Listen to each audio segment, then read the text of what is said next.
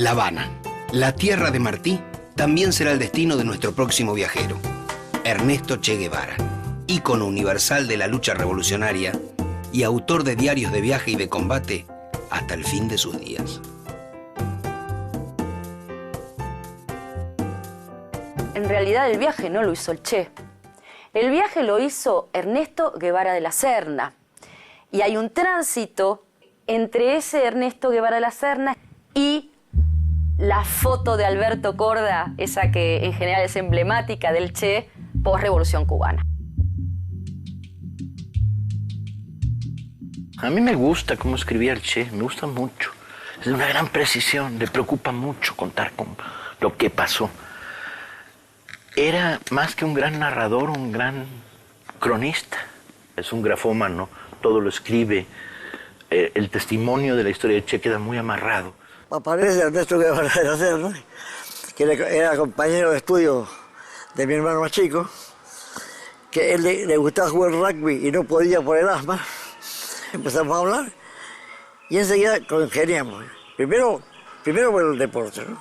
Después por la lectura, porque era un lector infatigable, ¿no? Y que hasta los últimos minutos de su vida ya todavía escribe el diario, ¿no? Y leía y llevaba cargando libros. Y después la tercera cosa que nos unió fue el gusto por los viajes. Diciembre del 51. Ernesto Guevara y Alberto Granado parten en una Norton 500 hacia el sur de la Argentina. Luego cruzan a Chile y van hacia el norte y recorren Perú, Colombia y Venezuela.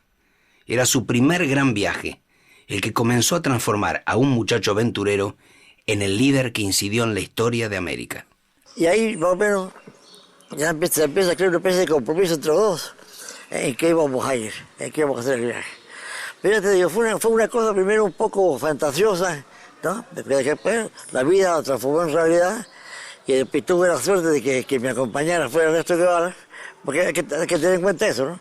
Que si yo no conozco a Ernesto Guevara, si yo no veo el viaje y no me incorporo a la Revolución Cubana, todo hubiera quedado en un viaje turístico más.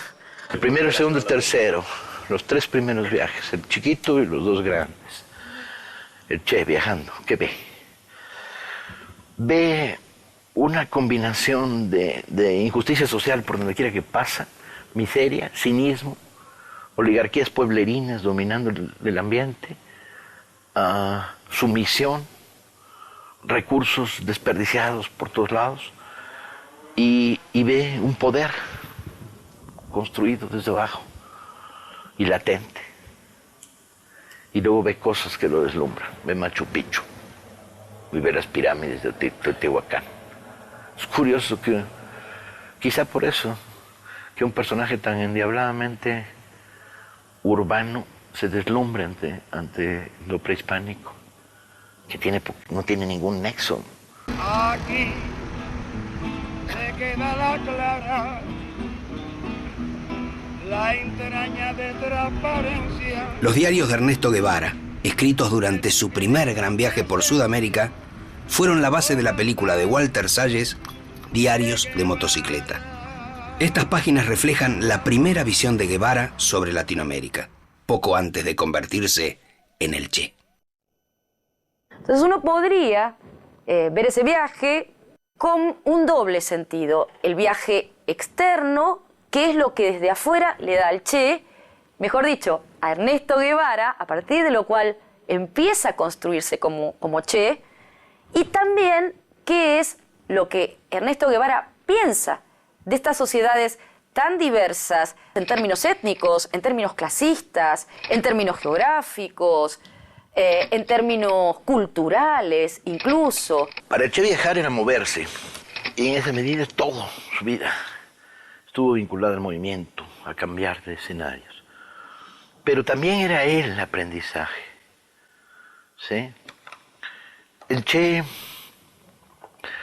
el primer gran revolucionario latinoamericano que construye su visión del proyecto social a partir de lo que ve y no de lo que lee. Un día estaba de Banto y nosotros estábamos en un camión descapotado con unos 50 indios, de los cuales 25 serían mujeres ya grandes de edad, ¿no? Entonces empieza a lloviznar así con una nevizna y el dueño del camión, un semiblanco, para y dice, esos argentinos que están ahí atrás, que vengan para que no se me mojen. Nada más que por ser argentino, ¿no? Y éramos y blancos. Bueno, la cosa es que entonces vemos a anciana ahí, y entonces decimos, no, ponga a esa señora en vez de nosotros. Y el tipo dice, no, una india piojosa no entra en mi cabina. Nosotros teníamos ganas de dar un piñazo, pero bueno, entonces, imagínate, ¿qué diferencia hay? Esto es la verdadera discriminación que fue la que nos golpeó fuertemente. Para una izquierda latinoamericana, la de los años 50, que leía el modelo soviético de revolución, leía la historia de la Comuna de París, el Che hizo otra lectura. El Che leía la mina, la empresa frutera norteamericana con estructura feudal, los autobuses que cruzaban los Andes con indios monolingües, las pirámides.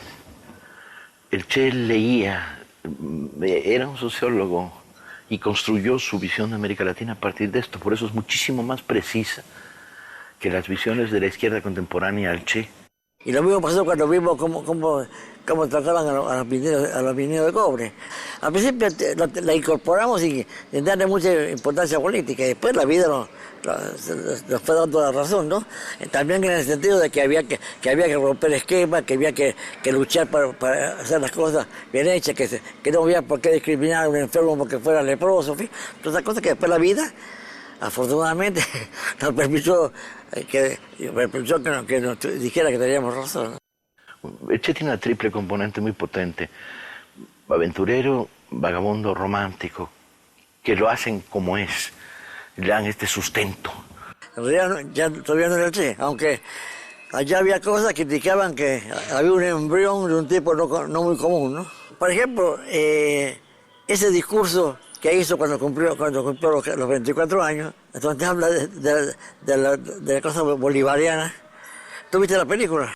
Creemos, y después de este viaje más firmemente que antes, que la división de América en nacionalidades inciertas e ilusorias es completamente ficticia. A mí me sorprende un discurso completamente bolivariano, ¿no? Ahora sí, la historia tendrá que contar con los pobres de América, con los explotados y vilipendiados de América Latina, que han decidido empezar a escribir ellos mismos para siempre su historia. A mí al principio me da un poco de pudor decir que el viaje hubiera sido exploratorio, pero la realidad es casi que fácil. Si nosotros damos cuenta, se fue transformando. Y nosotros íbamos a buscar los problemas, no es que los problemas iban a buscarlos nosotros. Ya no queríamos fallar con la gente, ¿no? Entonces, o sea que siempre teníamos un enfoque que al principio yo no le di mucha importancia, pero después, a medida que la vida fue transcurriendo, pasaron 50 años, apareció el Che, entonces ya hubo que darle importancia, ¿no? Ese viaje entonces lo ayuda a dibujar una regionalidad que en principio no existía en el pensamiento de Ernesto Guevara. Con la Revolución Cubana, la idea continentalista de la Revolución Cubana, que conmovía todas las certezas y llamaba a la transformación social. Y la idea del hombre nuevo tiene bastante que ver con esta aparición que está gestándose en Ernesto Guevara desde el primer viaje hasta la llegada a Cuba y a Sierra Maestra.